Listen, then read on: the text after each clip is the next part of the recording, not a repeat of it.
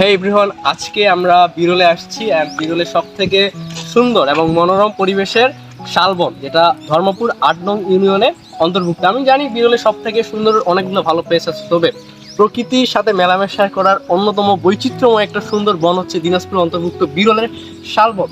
So আমাদের সাথে আরও আমাদের ফ্রেন্ডস আছে অ্যান্ড আজকের ব্লগটা অনেক ইন্টারেস্টিং হতে চলেছে। So today's vlog will be very interesting and still with me. Let's go. আজকে আমরা পুরো শালবনটা এক্সপ্লোর করে দেখাবো, বাট আমরা জানি না যে কতটা এক্সপ্লোর করতে পারি, বাট যতটা করা যায়, যতটা ঘোরা যায় আর কি, আমরা ট্রাই করব।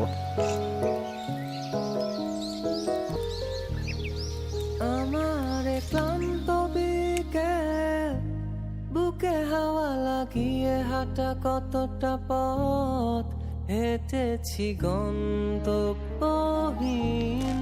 চেনায় শহরের গলি, তোদের মাঝে যখন আমরা আছি পূর্ব পশ্চিম অঞ্চলের শালবন যে এরিয়াটাতে, এইখানে, এবং এইখানের সব থেকে বড় যে বৈশিষ্ট্যগুলো সেগুলো হচ্ছে শাল গাছ। অ্যান্ড শাল গাছের সব থেকে মজার ব্যাপার হচ্ছে গাছগুলো অনেক বেশি সুন্দর হয়, অনেক বেশি আঁকা বাঁকা টাইপের। তো এই যে এই গাড়ি গাছগুলো ধারে একটা অনেকগুলা বিভিন্ন ধরনের প্রাণীর বসবাস আছে। অ্যান্ড এই গাছগুলার বৈশিষ্ট্য হচ্ছে এগুলো অনেক পাতলা হয়, অনেক শক্ত হয়, অ্যান্ড অনেক বেশি মসৃণ হয়।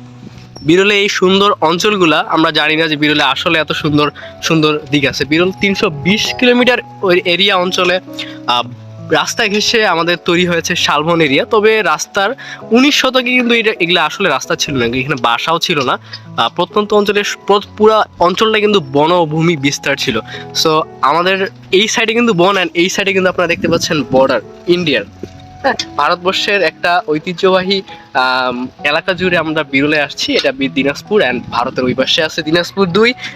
আর আজকে আমরা পুরো সৌন্দর্যটাকে আপনাদের তুলে ধরার চেষ্টা করব। So let me show the beauty of বিরল।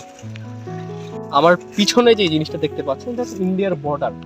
পুরা দিনাজপুর অঞ্চলের সীমান্তবর্তী এরিয়া বিরলে আমরা এসেছি, শালবন এরিয়াতে। ধর্মপুর ৮ নং ইউনিয়নের এই বিস্তৃত অঞ্চলটা হচ্ছে কি ইন্ডিয়ার বর্ডার। আপনার পাশে দেখতে পাচ্ছেন শালবন।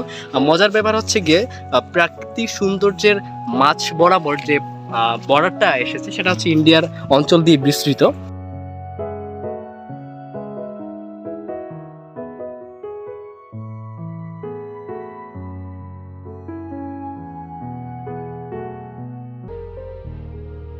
আমার ক্লান্ত বিকেল, বুকে হাওয়া লাগিয়ে হাঁটা কতটা পথ হেঁটেছি গন্তব্য